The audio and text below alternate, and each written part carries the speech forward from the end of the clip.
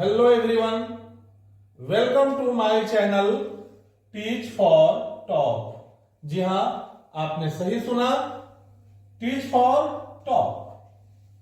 Friends, आज फिर से एक टॉपिक लेकर आया हूं। आज की जो टॉपिक है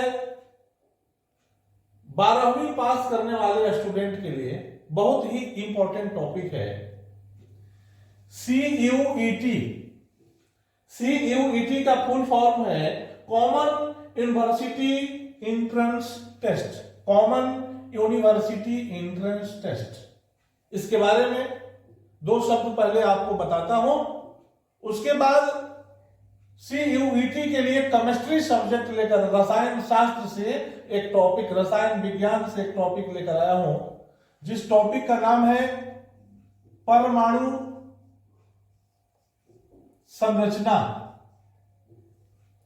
परमाणु संरचना, जी हां, आज की हमारी यही टॉपिक रहेगी। परमाणु संरचना मीन्स एटॉमिक स्ट्रक्चर। जी हां, इसी टॉपिक पे हम चर्चा करेंगे इस वीडियो में। तो सबसे पहले हम जानते हैं CUET के थोड़ी सी बारे में। फ्रेंड्स, CUET का फुल फॉर्म हमने अभी आपको बताया। फुल फॉर्म होता है कॉमन यूनिवर्सिटी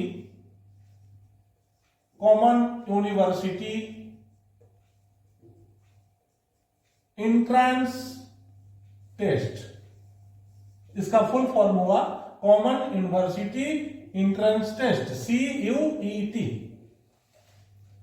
यह एक all India level entrance exam है, जिसे पास करके आप इंडिया की टॉप सेंट्रल और प्राइवेट यूनिवर्सिटी में, विश्वविद्यालय में, यूनिवर्सिटी में एडमिशन ले सकते हैं। मतलब कि आपको अलग से एडमिशन लेने के लिए कोई एंट्रेंस टेस्ट, एंट्रेंस एग्जाम नहीं देना होगा। इसे पास करके आप यूजी में, पीजी में, पीएचडी, इन सभी चीजों में आप एडमिशन ले सकते हैं इसको पास करने के बाद। CUET को पहले, जो CUET है, इसका पहले नाम था CUCET। सबसे पहले इसका यही नाम था, CUCET, central universities common entrance test. लेकिन बाद में इसे UGC ने इसका नाम बदलकर, CUCET का नाम बदलकर कर दिया गया केवल CUET। जी हां, कॉमन यूनिवर्सिटी एंट्रेंस टेस्ट। तो बहुत ज्यादा इस पर हम चर्चा नहीं करेंगे, मैं सीधा चलता हूं आपको परमाणु संरचना टॉपिक, जो रसायन विज्ञान, केमिस्ट्री से जुड़ा हुआ है। तो आज इस टॉपिक पर हम आपको कुछ केमिस्ट्री की जानकारियां दे रहा हूं। तो चलिए, इस टॉपिक के अंतर्गत हम जान लेंगे। सबसे पहले, परमाणु को जानने से पहले दो शब्द मैं आपको बता दूं। यह चूंकि सब्जेक्ट है केमिस्ट्री, और केमिस्ट्री का हिंदी होता है रसायन विज्ञान, तो सबसे पहले ये हम जानेंगे कि केमिस्ट्री की स्टार्टिंग, केमिस्ट्री की शुरुआत जो हुई, किस देश से हुई। केमिस्ट्री की जो शुरुआत हुई उसे ऐसा माना जाता है कि इजिप्ट देश से हुई। इजिप्ट, जी हां, स्टार्टिंग इजिप्ट देश से हुई। और उस समय था 600 से 400 BC। BC means before Christ. इस समय ऐसा माना जाता है इजिप्ट देश से 600 से 400 BC पहले लगभग हमारी केमिस्ट्री की, रसायन विज्ञान की शुरुआत हुई। वैसे शुरुआत करने वाले एक हमारे भारतीय ऋषि को ही श्रेय जाता है, जिनका नाम था कणाद ऋषि। कणाद ऋषि थे, एक संत महात्मा थे। इन्हीं को श्रेय दिया जाता है कि केमिस्ट्री के जनक यही है। लेकिन आधुनिक modern chemistry father of modern chemistry, अभी आधुनिक जो रसायन विज्ञान है अभी वर्तमान में उसके फादर माने जाते हैं एंटोनी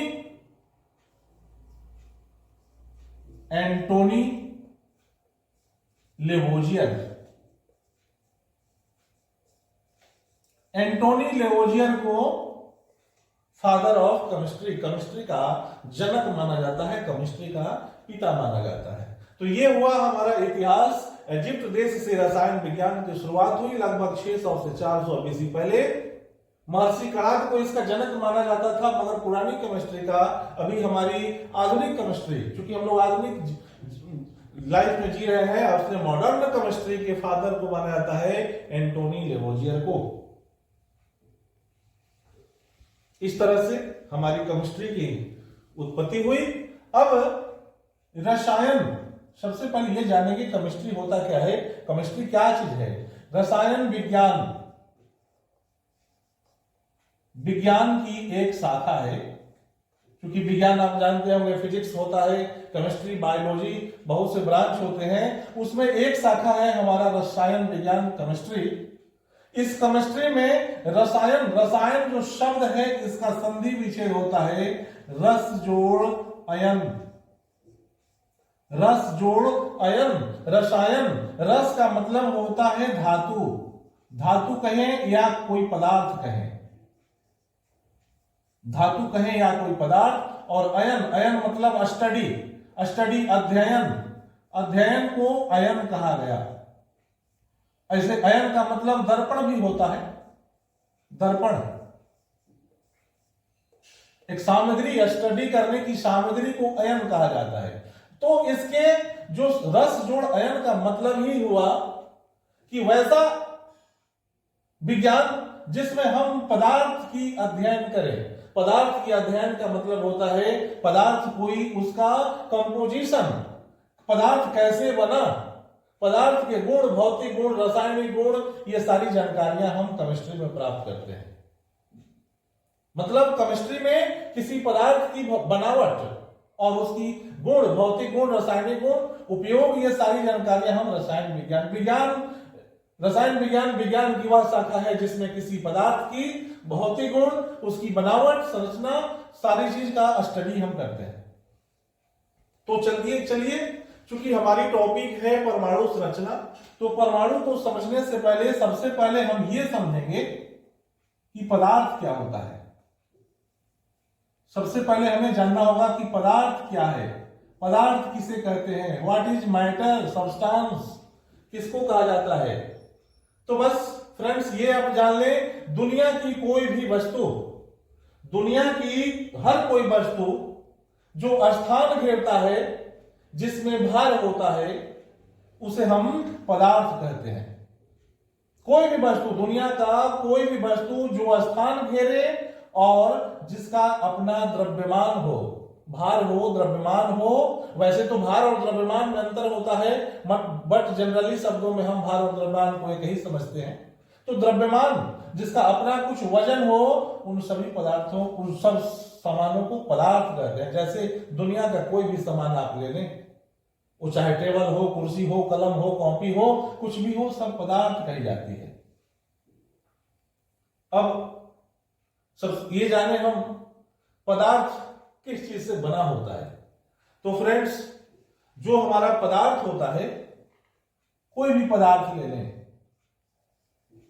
कोई भी पदार्थ आप ले लें, ये पदार्थ जो बनी होती है, पदार्थ को सबसे पहले पदार्थ के छोटे ग्रुप को, पदार्थ को तोड़ने पर छोटे छोटे जो कण प्राप्त होते हैं, इन्हें अणु कहा जाता है, मोलेकुल। फिर इन अणुओं के छोटे कण, इन अणुओं के छोटे कण को परमाणु कहा गया। परमाणु मतलब एटम कहा गया। पदार्थ को तोड़ने से अणु मिला और अणु को तोड़ने से परमाणु मिला, और इसी परमाणु को सूक्ष्मतम कण माना गया। सूक्ष्मतम माने सबसे छोटा अविभाज्य कण जिसे तोड़ा नहीं जा सके, इसी को माना गया जॉन डाल्टन। हमारे एक साइंटिस्ट हैं जॉन डाल्टन, उन्होंने 1808 ईस्वी में 1808 ईस्वी में ऐसा बताया उन्होंने कि परमाणु जो होता है किसी पदार्थ का सबसे सूक्ष्मतम अविभाज्य कण होता है, मतलब एक ऐसा छोटा कण जिसे के और अधिक टुकड़े नहीं किए जा सकते हैं। तो सबसे छोटे कण उन्होंने परमाणु को माना। लेकिन फ्रेंड्स, आज के युग में चूंकि आधुनिक केमिस्ट्री हम पढ़ रहे हैं, आज हम परमाणु को भी छोटे छोटे कणों में तोड़ चुके हैं। हमारे साइंटिस्ट जो है ये भी पता लगाए हैं कि हमारी परमाणु को भी आगे तोड़ा जा सकता है। अब हमारी परमाणु जो टूटेगी तो क्या बनेगा? तो चलिए, अब रहा पदार्थ टूटा तो अणु बना, अणु टूटा तो फिर परमाणु बना। अब परमाणु के छोटे कण, जो परमाणु है हमारे एटम है, इन एटम के छोटे कणों को 3 भागों में फ्रेंड्स बांटा गया। इसे याद करने के लिए हम एक ट्रिक लगाएंगे। हम जिस चीज से लिखते हैं वो कलम होता है, और कलम की अंग्रेजी होती है PEN, पेन। पेन से हम लिखा करते हैं। तो यह याद करने का तरीका है, P का मतलब है प्रोटॉन से। जी हां, परमाणु को तोड़ा गया एक छोटे कणों में, प्रोटॉन, इलेक्ट्रॉन और न्यूट्रॉन। जी हां, परमाणु के छोटे कण प्रोटॉन है, इलेक्ट्रॉन है और न्यूट्रॉन है। फ्रेंड्स, अभी तक तो अधिकांश विद्यार्थी यही स्टूडेंट यही जानते हैं कि परमाणु के बस 3 भागों में तोड़ा गया है, प्रोटॉन, इलेक्ट्रॉन, न्यूट्रॉन। फ्रेंड्स, लेकिन एक बात और बता देता हूं, इसको भी तोड़ दिया गया है। प्रोटॉन को तोड़कर बनाया गया है मेसॉन। इलेक्ट्रॉन से टूटा है तो बना है पॉजिट्रॉन, और न्यूट्रॉन को तोड़ दिया गया है न्यूट्रिनो। इस तरह से हो सकता है आगे भी इसके खंड किए जा सकें। अभी तक हमें सिर्फ यही पढ़ना है, प्रोटॉन, इलेक्ट्रॉन और न्यूट्रॉन। जी हां, चलिए फिर आगे बढ़ते हैं।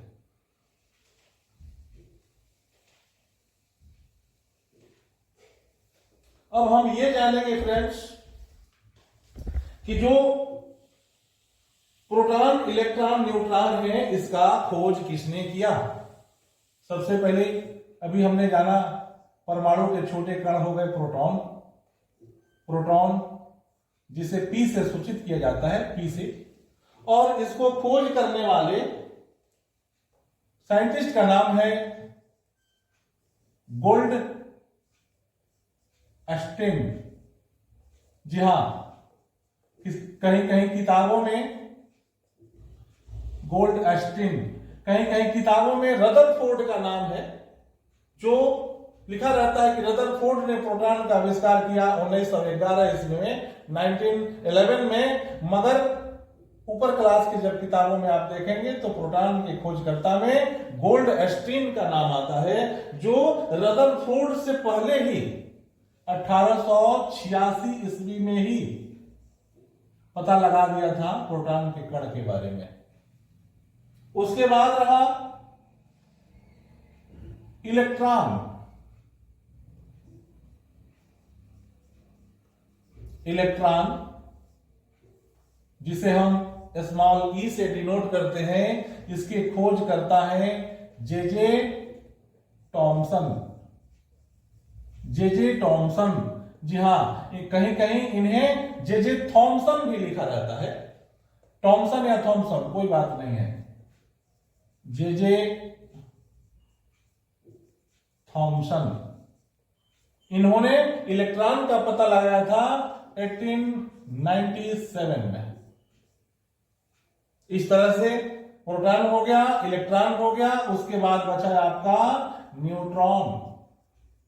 क्योंकि आपको पता है परमाणु 3 कणों से बना होता है, प्रोटॉन, इलेक्ट्रॉन, न्यूट्रॉन।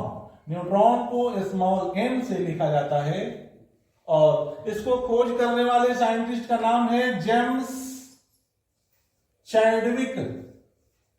जी हां, इस साइंटिस्ट का नाम है जेम्स चैडविक, जिन्होंने न्यूट्रॉन का पता लगाया।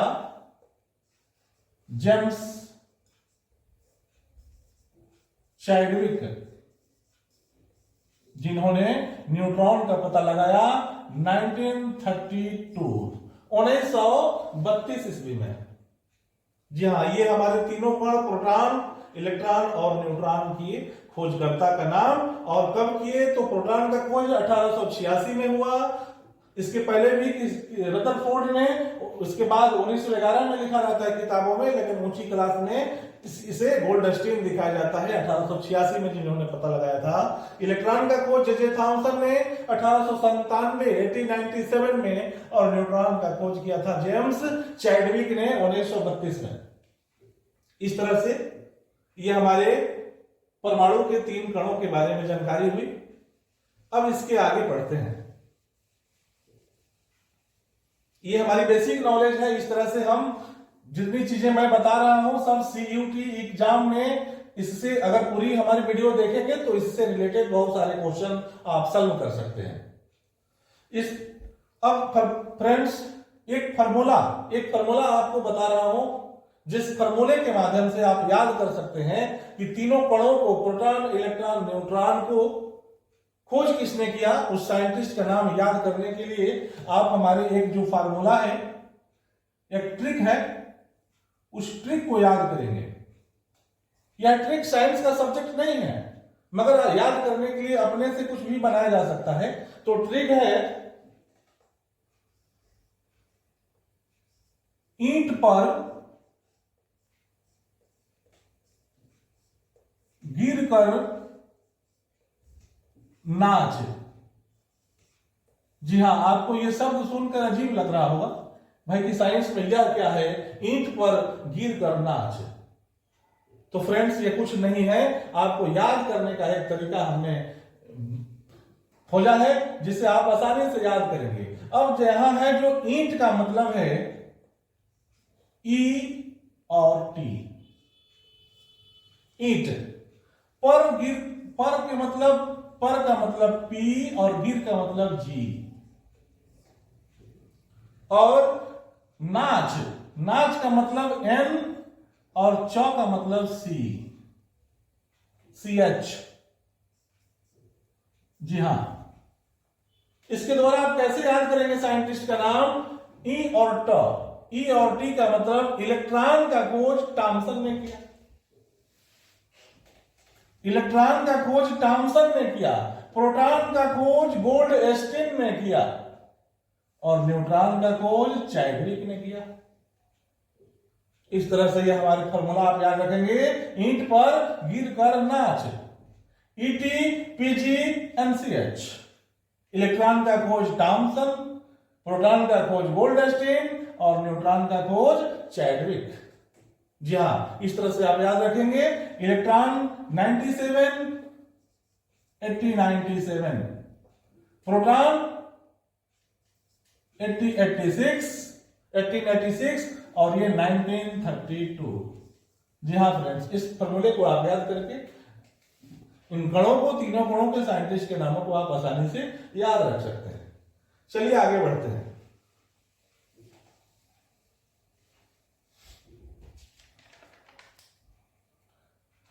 अब चलते हैं, इन तीनों कणों के बारे में कुछ जानते हैं।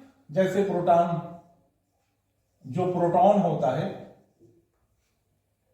P, इसके ऊपर प्लस चार्ज होता है। यह एक धनावेशित कण है,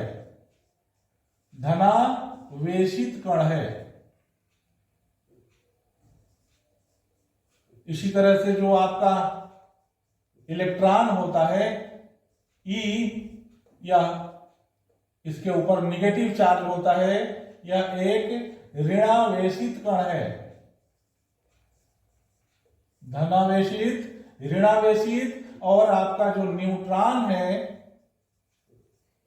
जिसे N से दिखाया जाएगा, इसके ऊपर कोई चार्ज नहीं होता, यह एक आवेशहीन, कोई चार्ज नहीं, नो चार्ज, आवेशहीन या फिर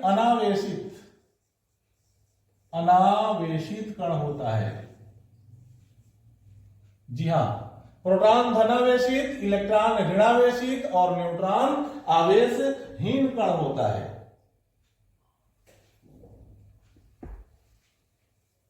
चलिए अब आगे बढ़ते हैं। इसमें ये हमने जाना कि तीनों कणों पे चार्ज क्या होता है। इस तरह फ्रेंड्स, ये तीनों कण रहते कहां हैं, आपको एक चीज और बता रहा हूं। जो हमारा एटम है, जो हमारा परमाणु है, उसे ऐसा माना गया है कि एटम का साइज जो होता है, शेप जो होता है, स्फेरिकल होता है, गोलाकार होता है। और इसके बीच में जो जगह होती है, ये ठीक सेंटर में जो जगह होती है, इस जगह को नाभिक के नाम से जानते हैं, न्यूक्लियस।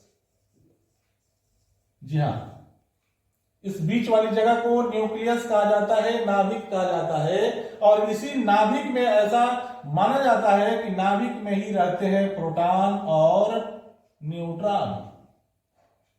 फ्रेंड्स, मैंने अभी आपको एक फार्मूला बताया था, PEN, पेन फार्मूला। पेन का मतलब प्रोटॉन, इलेक्ट्रॉन और न्यूट्रॉन, जिसमें शुरू वाला P और लास्ट वाला N, ये दोनों अंदर रहते हैं। कहां रहते हैं? परमाणु के नाभिक में, जो ठीक बीच में होता है। अब बच गया ई रहता है इस नाभिक के चारों तरफ सर्कुलर पथ पर, वृत्तीय कक्षाओं में, वृत्तीय पक्ष पर ऐसे घूमता रहता है। इलेक्ट्रॉन हमेशा घूमता रहता है। मतलब एक तरह से समझा जाए तो प्रोटॉन और न्यूट्रॉन राजा रानी की तरह बैठे रहते हैं, और इलेक्ट्रॉन जो है एक नौकर की तरह बाहर पहरा देते रहता है।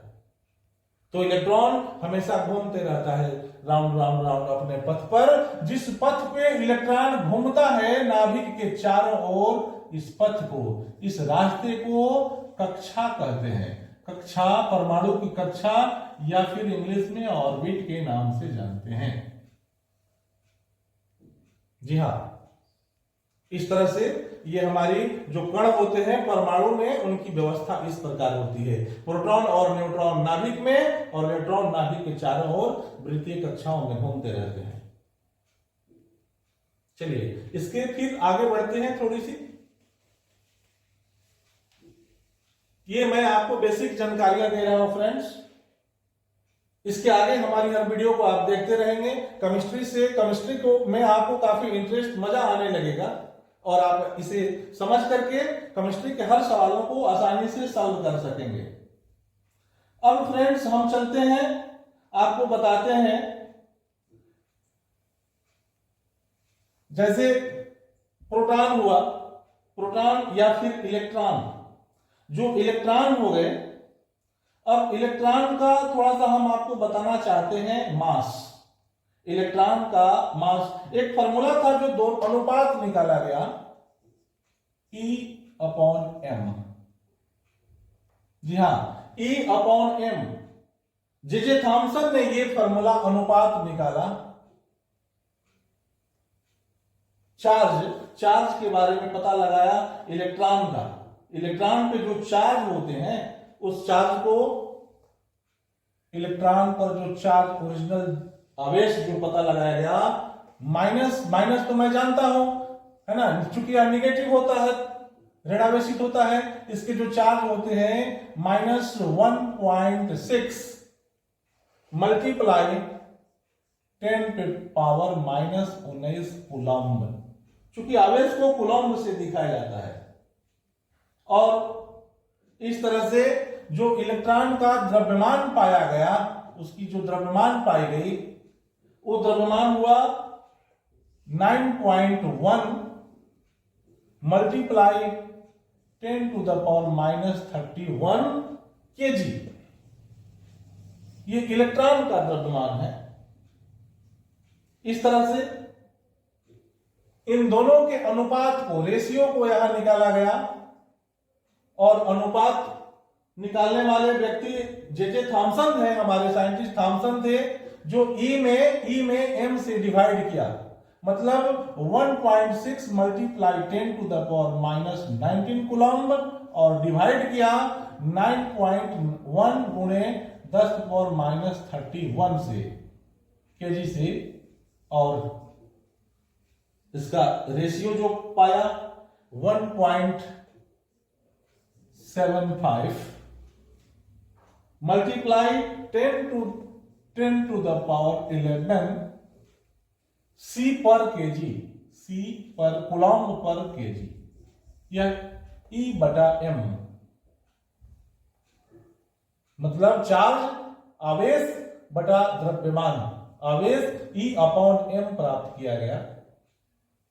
तो इस तरह से फ्रेंड बाकी जानकारियां हम आपको नेक्स्ट वीडियो में देंगे।